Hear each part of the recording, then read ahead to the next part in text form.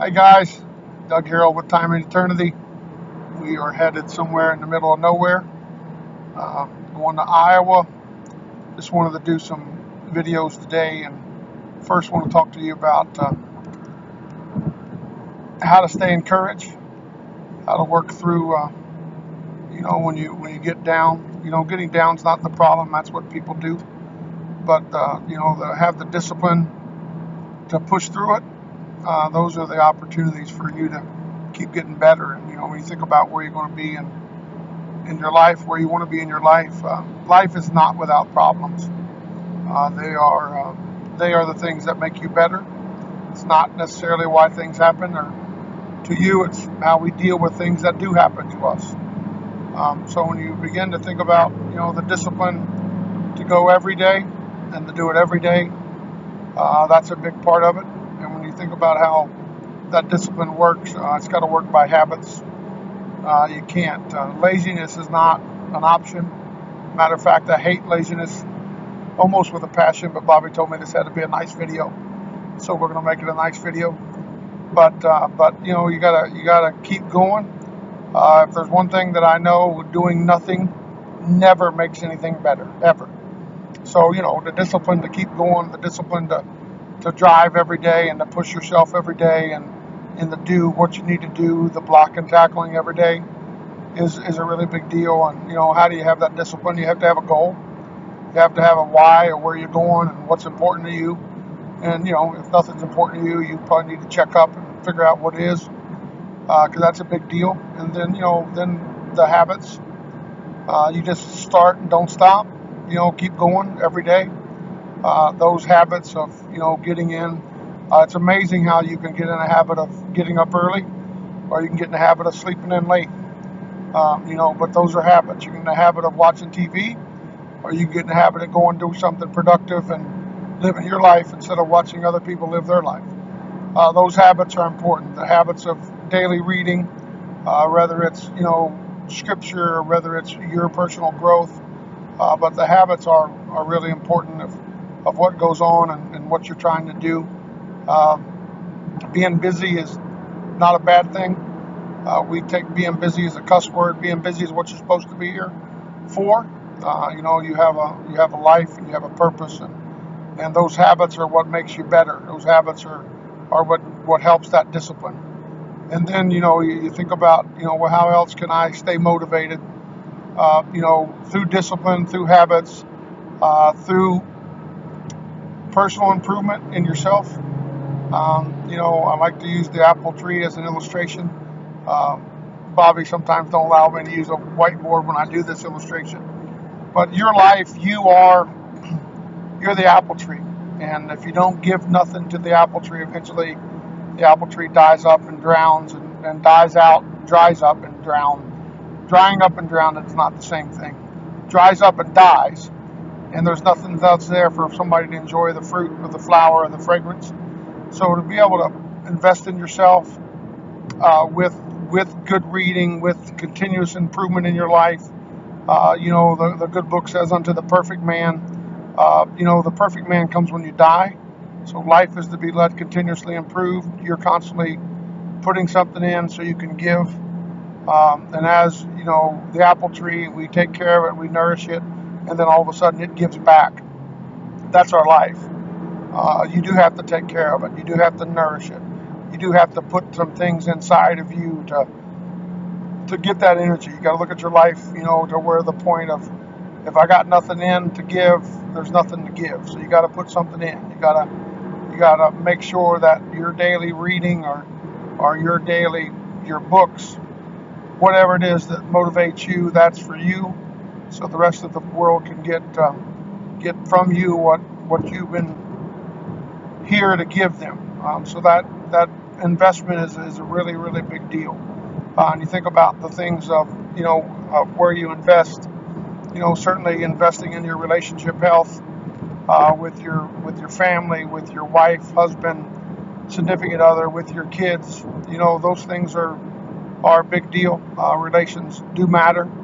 Love and respect, and spending time and doing things that are important. I personally don't think that running your kids to sports 6 days a week is necessarily quality time. And be careful that you're not filling things with the substitute of time. Your relationship with your family and with your friends, that relationship, spiritual relationship, that relationship is an emotional relationship. That relationship can't be replaced with physical things. Can't be replaced with constantly running and constantly doing. Some of those things might be okay, but you got to be willing to make a connection. You got to be willing to have a conversation.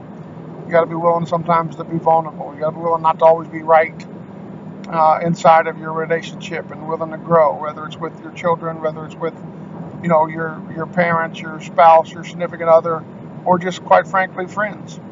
Nobody likes a friend that has all the answers all the time, even when you know they don't have all the answers all the time. You can't help somebody that's not willing to say that I'm not right all the time. None of us are. We're to work out things that are in us by talking, and there's folks that's had other experiences than us, and there's folks that can just give us good counsel on things that we're doing that will help. So to be willing to work on those relationships are a big deal. Certainly your financial health takes lots of pressure off. Multiple sources of income, opportunities to be able to do things that make the pressure a little bit easier. That's certainly a really big deal. When you think about, somebody says, well, money's not everything. No, it's not, but money's the thing that causes most pressure in most relationships. So to be disciplined around, your finances, to recognize that you can't keep up with the Joneses, because the Joneses most of the time are broke. But just to be a good steward of what you've been given, a good steward for your family, a good steward for your children, and a good steward for your God. I think those things are important. And then certainly the emotional health, you taking care of you. I watched some stuff this week about things that's happened to you is sometimes tragic, sometimes hard, sometimes is really awful and criminal. I get it. But those things that's happened to you over the course of your life has also made you the person you are. And the person you are can help lots of people, can be good to lots of people, can help through those experiences that were sometimes, quite frankly, tragic, to help people. So, when you begin to look at your emotions, your emotional health, nobody wants to be around somebody that's miserable all the time. Everybody has problems, I promise you. But for you to be able to work through your problems and use those things that's happened to you as an asset instead of a liability is a really big deal. To use those things as power instead of pity, I think that's a really, really big deal. And I think for you to keep moving in those ways is a big deal. And then also, physically taking care of yourself, making sure you're in the best, health that you can, is also a big deal for the longevity of what you're here to do and what you've been called to do. That's important. And, certainly, I believe your spiritual health is important. I do believe there's only one God, one mediator between God and man, the man Christ Jesus. I don't say that to offend you. I say that because I believe it's the truth. But that relationship between you and God is a really big deal. And you say, well, Doug, I don't know that I believe the way you believe. Well, that's okay. You can be wrong, or you can just be honest and ask God, whoever God is, to show you who He is, and come at it as an honest skeptic. And I think that might show you a few things that are going on. And then, your professional health, where you're going in your career. Do you have a career? Do you want a career? What's going to give your family financial freedom? Do you have something that can give them financial freedom? If not, trying to find that, is important. Do you have the opportunity to work and to be able to give to others that don't have, or give to causes that you want? Those things are important. So when you think about, well, how can I invest in myself? I've just given you 4 or 5 different areas of your life that you could just do a quick checkup on. We'll be happy to help you any way we can inside of Time and Eternity. I think Bobby at TimeandEternity.com or .net, or just go to TimeandEternity.net. You can reach Bobby or I, and we want to serve. We want to help But that's a big deal. So your emotional health, as far as what goes on, you investing in yourself as far as how to stay motivated. We're going into winter. It's amazing to me that people have excuses for every season not to do something.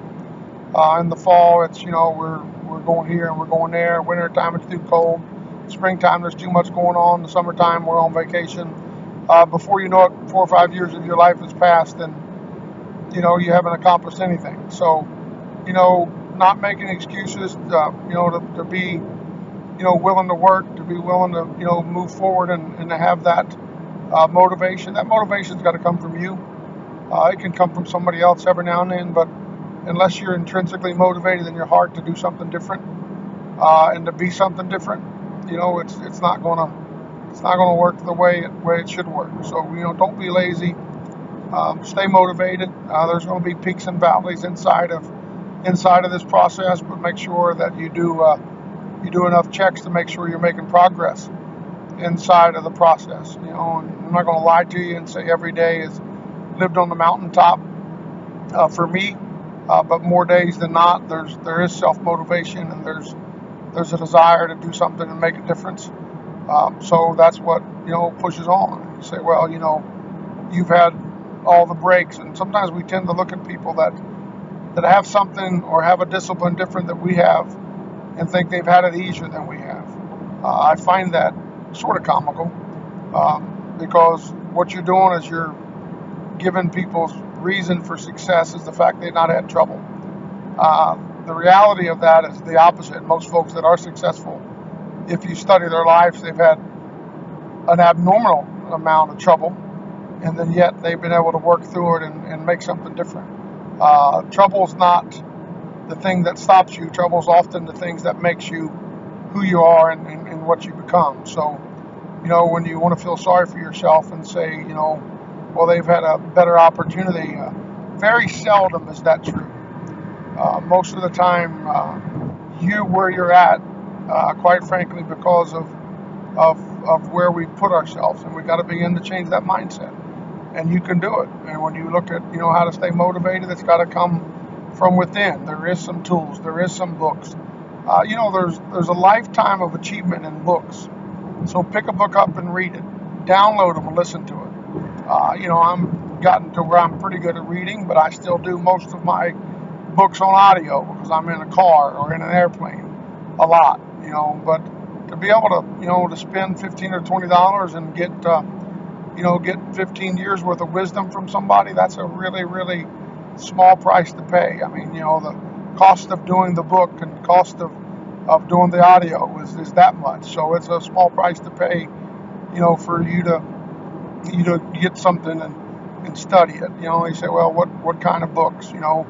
Improvement books. I mean, there's some pretty good guys out there. Illustrations of life story books, are really good.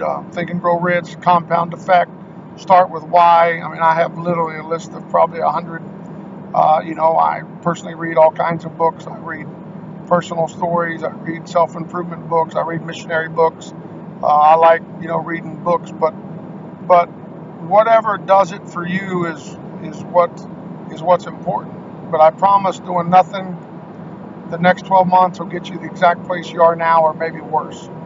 And that's hard. And I realize that, it's frustrating. It's hard to stay motivated, but you gotta be able to find a way to do that. You gotta be able to change your mindset into the fact that, hey, my mind is, instead of this happening to me, okay, why did this happen to me, and how can I make it the best that I can possibly make it? So hopefully that helps you in staying motivated. Don't be lazy. You got one life, and you got an opportunity to affect a lot of people with that one life.